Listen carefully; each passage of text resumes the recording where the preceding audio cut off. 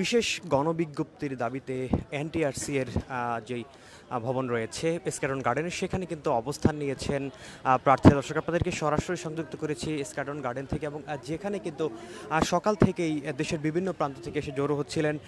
নিবন্ধিত যারা নিবন্ধনে পাশ করেছেন সে সকল প্রার্থীরা, এবং তারা যেমনটি বলছিলেন তারা 1 থেকে 12তম যে সকল নিবন্ধন হয়েছিল সেখানে তারা পাশ করেছিলেন। তবে পরবর্তী সময়ে বিভিন্ন কারণে কিন্তু তারা নিবন্ধন অর্থাৎ এই যেই এনটিআরসি নিয়োগ সেখানে কিন্তু তারা নিয়োগ পাননি, যার কারণে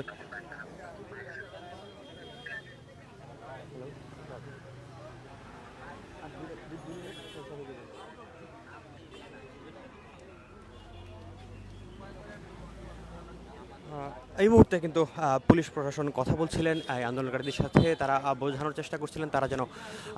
এই সামনে অর্থাৎ এনটিআরসির যেই ভবনটি রয়েছে সেখানে কিন্তু ইতিমধ্যেই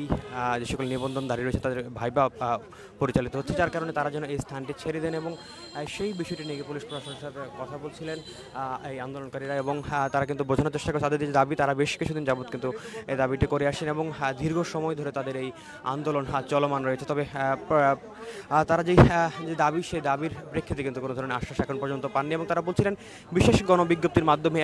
1 থেকে 12তম যেই নিবন্ধন পাশ করেছেন তাদেরকে যেন নিয়োগ প্রদান করা হয়, সেই দাবিতেই কিন্তু তারা এখন অবস্থান করছেন এনটিআরসি এর সামনে।